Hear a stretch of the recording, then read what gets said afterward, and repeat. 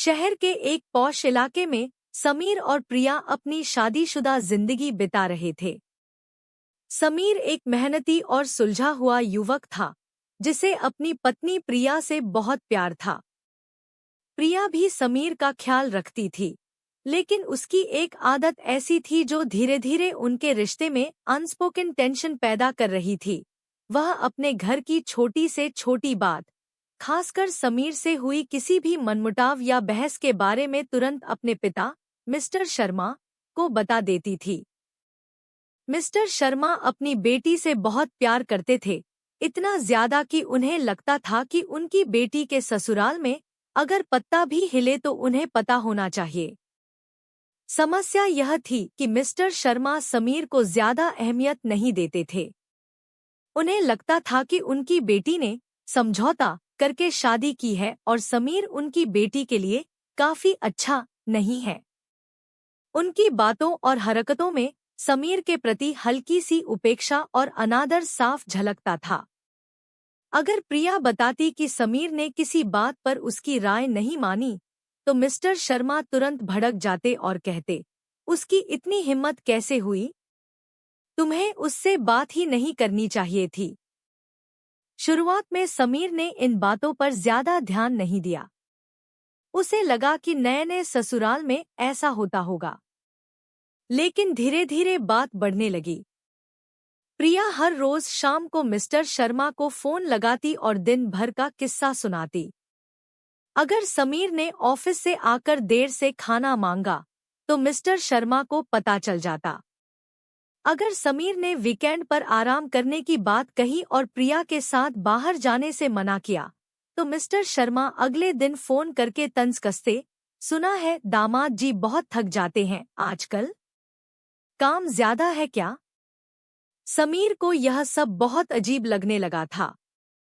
उसे महसूस हो रहा था कि उसके घर की प्राइवेसी नहीं है। उसे यह भी बुरा लगता था कि मिस्टर शर्मा उसका सम्मान नहीं करते।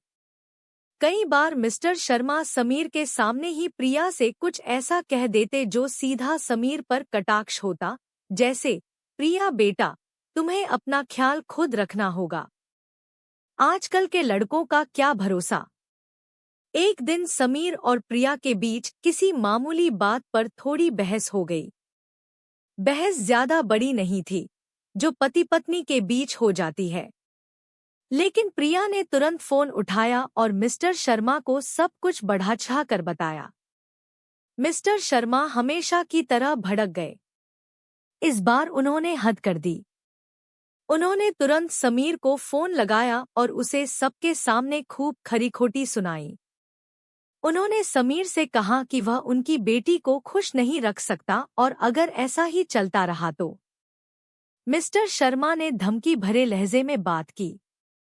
समीर यह सुनकर सन्न रह गया। उसे बहुत अपमान महसूस हुआ।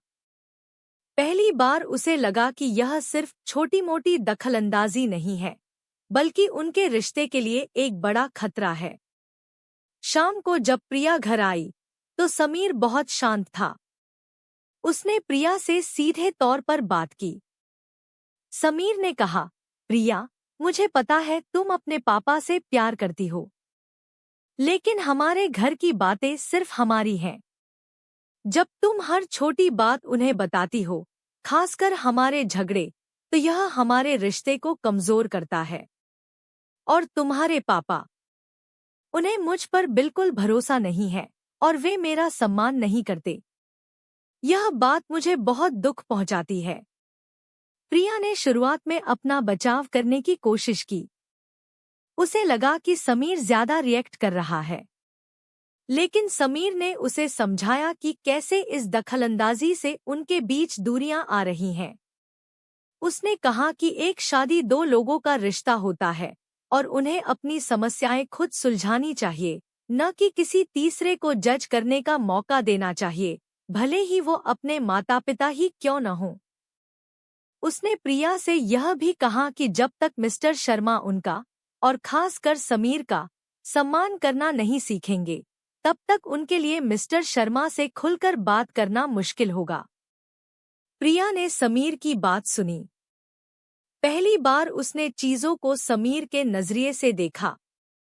उसे एहसास हुआ कि जाने अनजाने में वह अपने मायके की डोर को इतना खींच रही थी कि ससुराल का बंधन कमजोर पड़ने लगा था। उसे यह भी समझ आया कि उसके पिता का प्यार कहीं कहीं जरूरत से ज्यादा दखल में बदल रहा था। उस रात प्रिया ने एक मुश्किल फैसला लिया। उसने मिस्टर शर्मा को फोन किया। पहली बार उसने अपने पिता से खुलकर बात की और समझाया कि कैसे उनकी दखलंदाजी उनके विवाहित जीवन पर असर डाल रही है। उसने उनसे अनुरोध किया कि वे उन्हें अपनी समस्याओं को खुद सुलझाने दें और समीर पर थोड़ा भरोसा रखें। मिस्टर शर्मा को यह सुनकर दुख हुआ और शायद थोड़ी निराशा भी, क्योंकि उन्हें एहसास हुआ कि उनकी बेटी अब किसी और के घर का हिस्सा है और उसे अपनी दुनिया खुद बनानी है। यह उनके लिए एक कड़वा सच था, लेकिन जरूरी भी।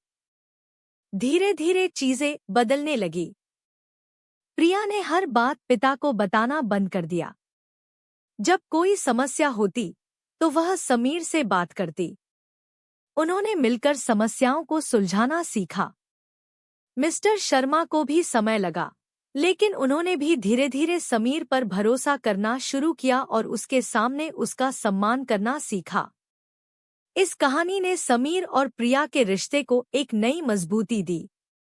उन्होंने समझा कि शादी एक ऐसा पौधा है जिसे पति पत्नी को मिलकर सींचना पड़ता है, और बाहरी दखलंदाजी, चाहे वह कितने भी प्यारे इरादों से क्यों न हो, उसकी जड़ों को कमजोर कर सकती है।